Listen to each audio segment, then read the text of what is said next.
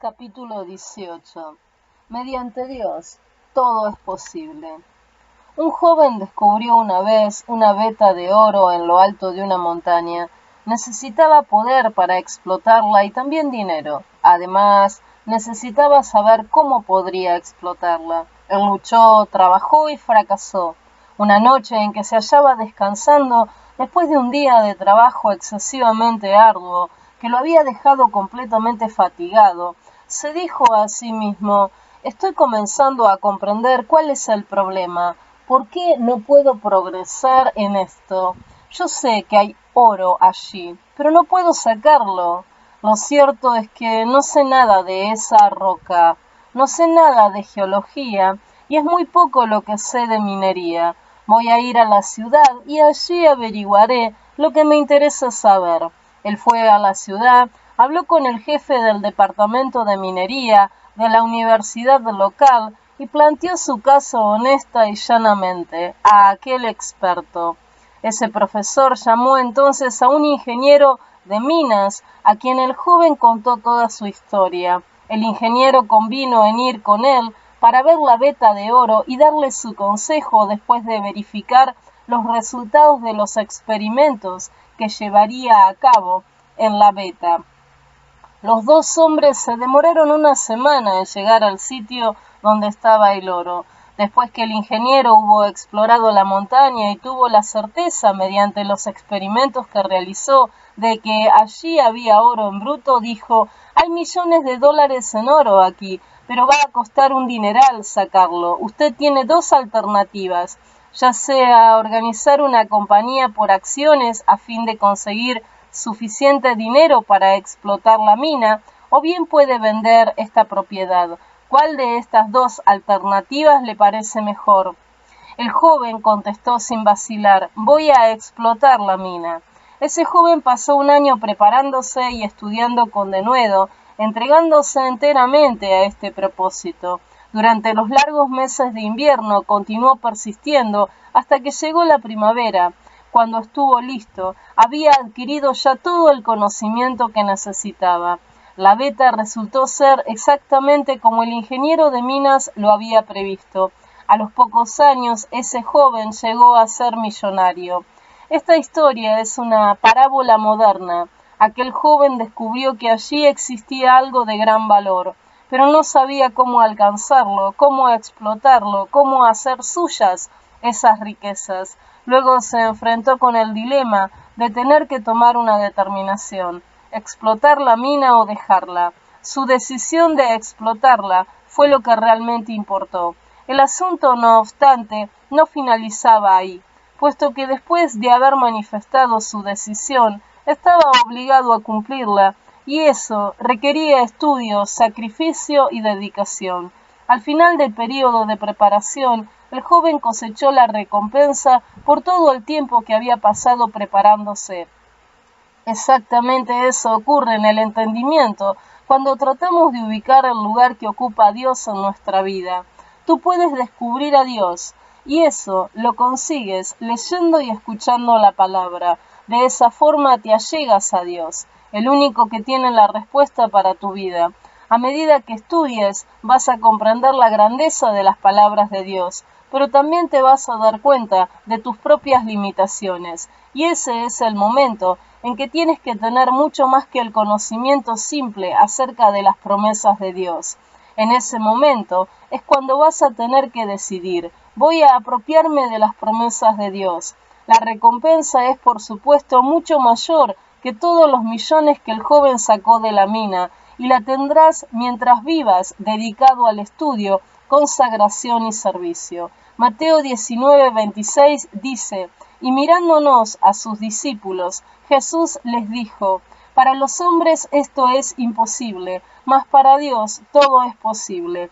Aquí en estas palabras está la respuesta a cualquier dilema en que alguna vez te encuentres. Las palabras que entonces escojas para creer y para hablar determinarán tu vida. Algunas veces, cuando algo me parece imposible, cito para mí mismo el título de este capítulo: mediante Dios todo es posible. ¿Qué significa eso? Significa que para los hombres esto puede ser imposible, pero para Dios sí es posible. Yo puedo realizar todo mediante Cristo, que me fortalece.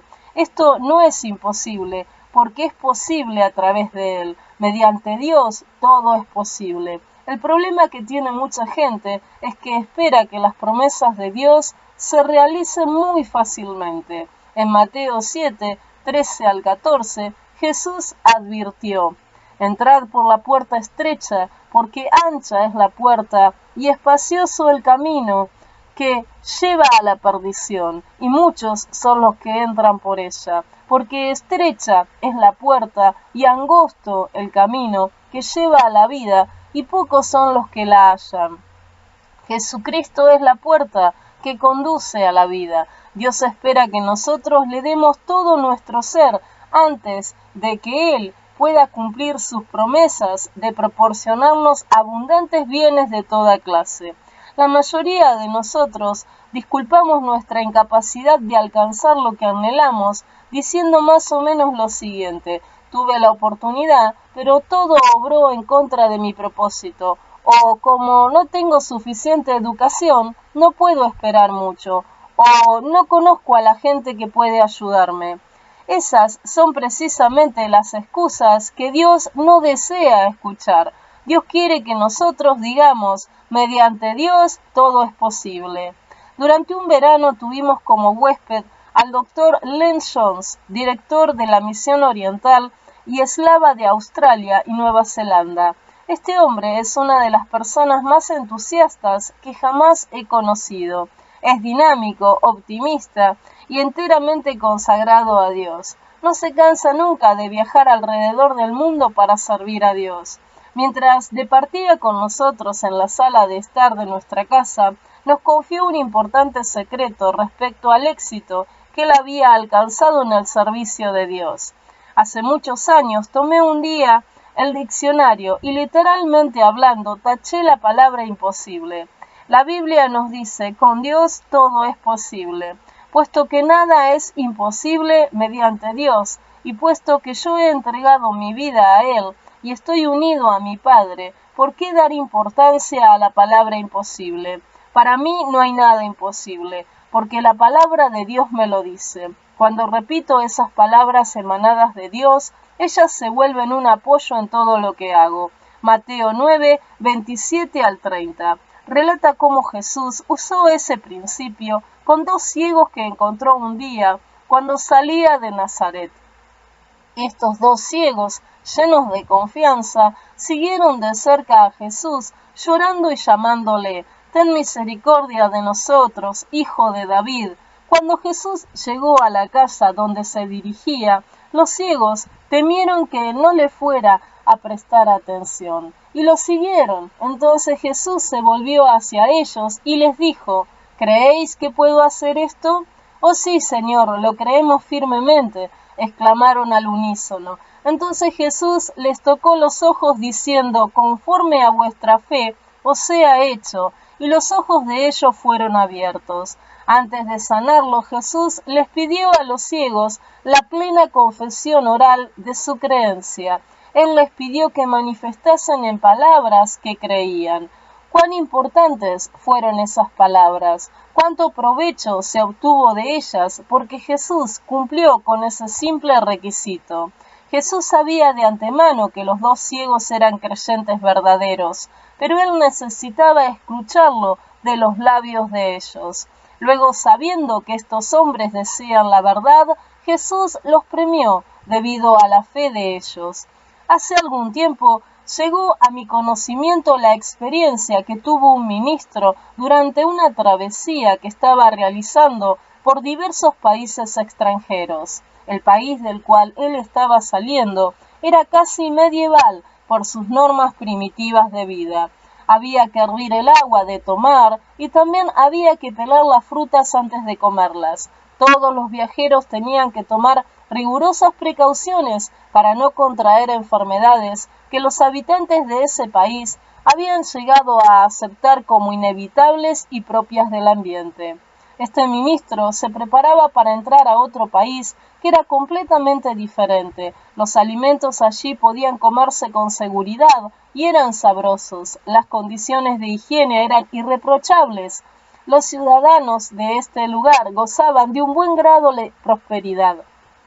Nunca olvidaré, dijo el viajero, cuán extraño me pareció bajarme del destartalado ómnibus que me llevó hasta la frontera, de manera que yo pudiese cruzar la angosta faja de tierra que separaba aquellos dos países y subirme al moderno coche a motor con aire acondicionado al otro lado. Yo experimenté esta muy acogedora transición simplemente presentando mi pasaporte.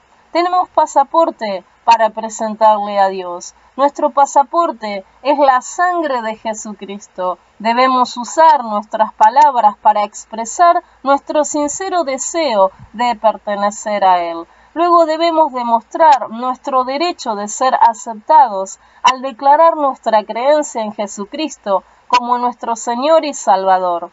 No podemos salvarnos por nuestros propios esfuerzos, sino que mediante Dios todo es posible. Si tú comprendes estas verdades y las afirmas, Dios te abrirá las puertas que antes habías visto como barreras infranqueables. Jesús dijo: yo soy la puerta, el que por mí entrare será salvo, y entrará y saldrá y hallará pastos. Juan 10:9. Él es el pasaporte, Él puede morar en tu vida. El Señor es el pasaporte de tu vida de ansiedad, tratando de obrar solo, sin ayuda, hacia una vida en que dejas que Él lleve todas tus cargas y supla todas tus necesidades. Una mujer de la ciudad de Los Ángeles me contó que había llegado a sentir un odio profundo hacia sus parientes políticos debido a la forma en que ellos la trataban. Este problema no es nada raro. Le pregunté si ella le había dado a Dios la oportunidad de que intercediera por su bien. Le aconsejé que hablase con Dios a este respecto justamente en la misma forma franca y sincera como ella se había dirigido a mí.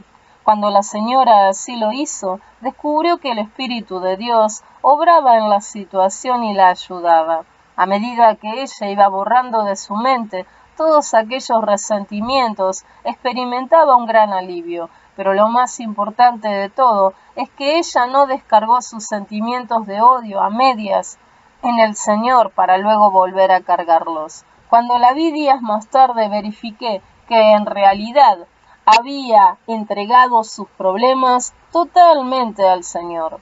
Había depositado su carga de odios allí y al hacerlo había descubierto que Dios se ocupaba de ella.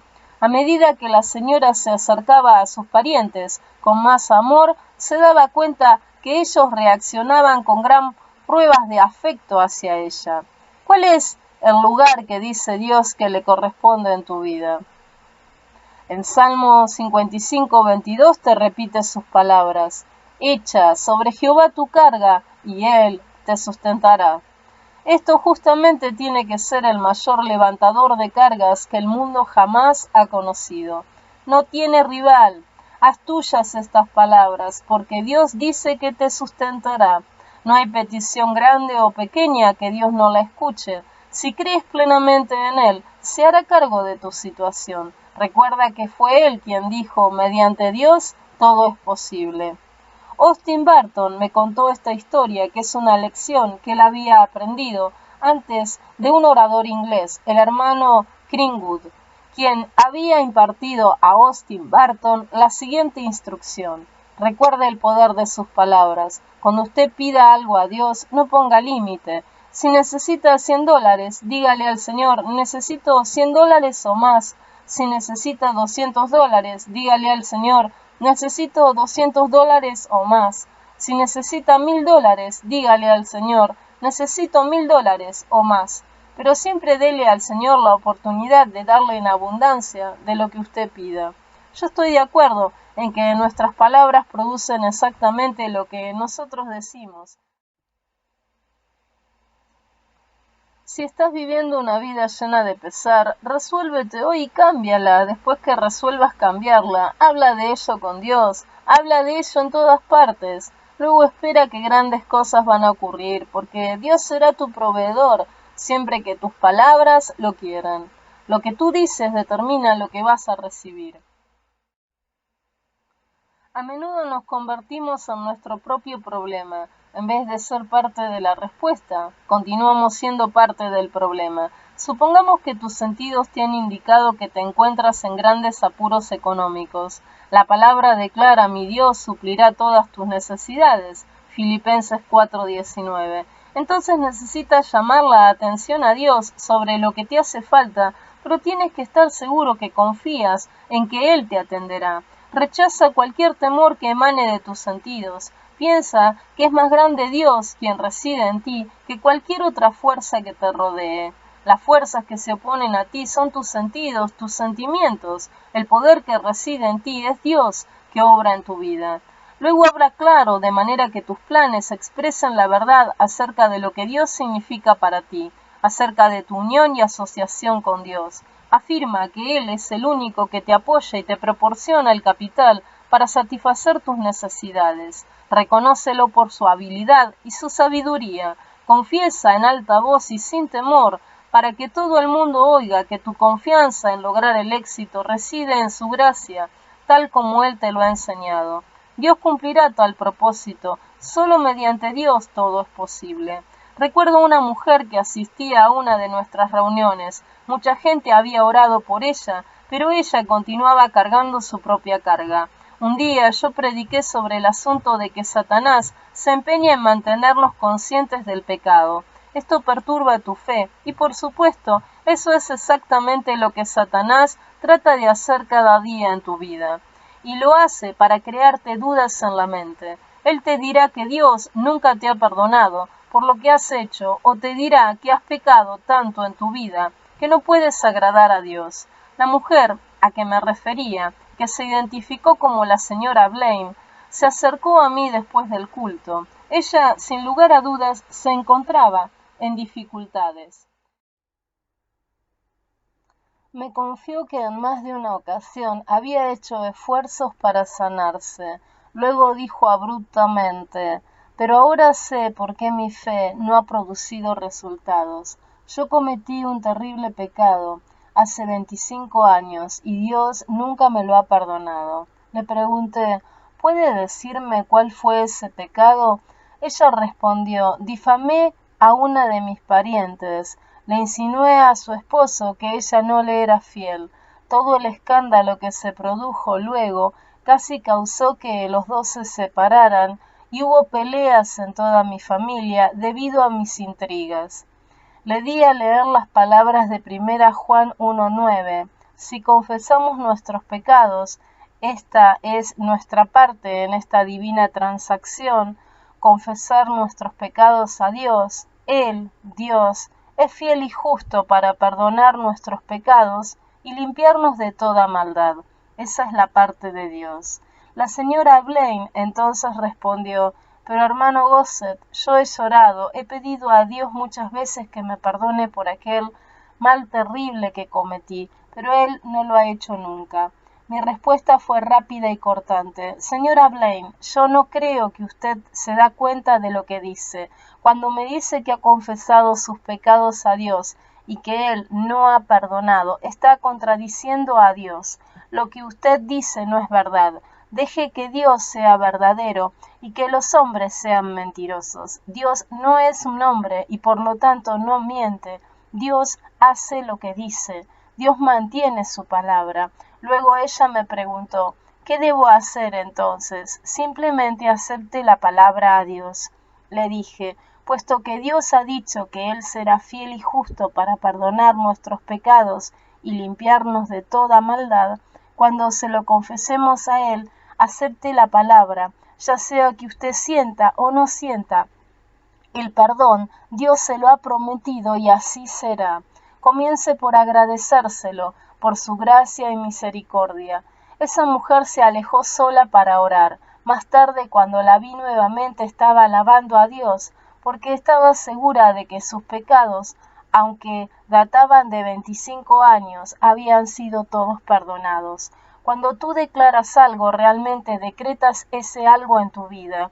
Si determinas que no tienes perdón, ciertamente no tendrás perdón. Pero si determinas que las riquezas de Dios son tuyas, entonces tendrás sus riquezas. En Marcos 11:23, Jesús dijo: cualquiera que dijere y no dudare en su corazón, sino que creyere que será hecho lo que dice, lo que diga le será hecho. Por tus palabras estableces en tu vida el lugar exacto que ocupará Dios. Tus oraciones deberían ser: sean gratos los dichos de mi boca y la meditación de mi corazón delante de ti, oh Jehová, roca mía y redentor mío. Salmo 19:14. Medita mucho, pero cuida de que tus meditaciones sean gobernadas por la palabra de Dios.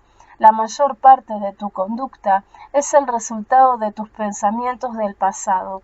No puedes pensar o meditar por mucho tiempo y profundamente sin que tus pensamientos se materialicen en acción y palabra. Cuán importante es que concedas a Dios el primer lugar en tu vida.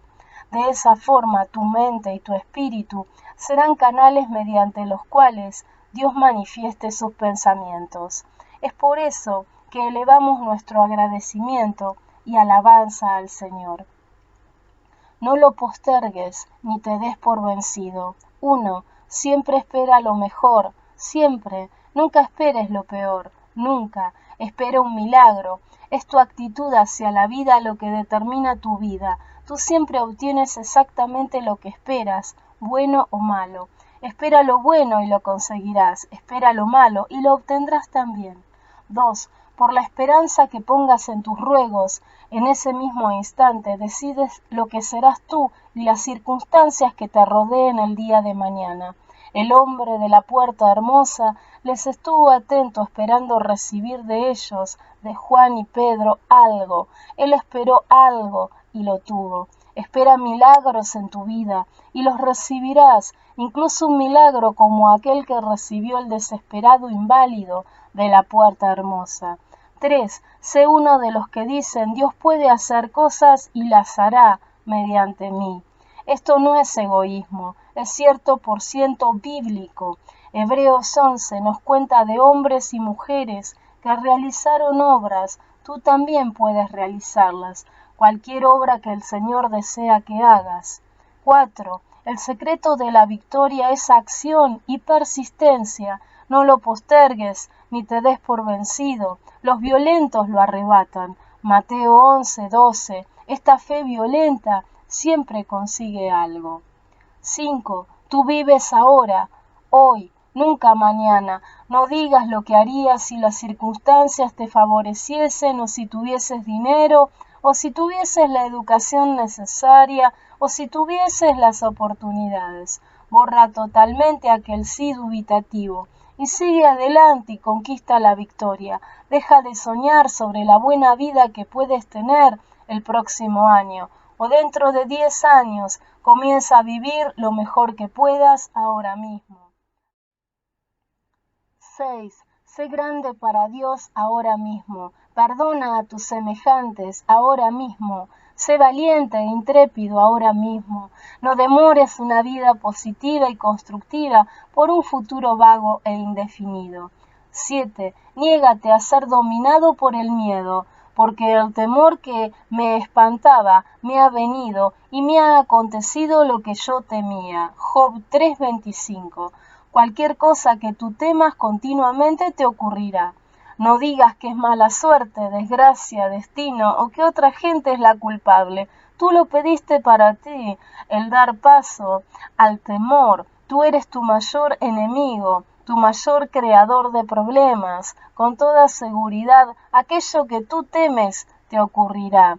Cambia todo eso ahora mismo y afírmalo. No tengo temor en mi corazón, porque Dios no me ha dado el espíritu del miedo.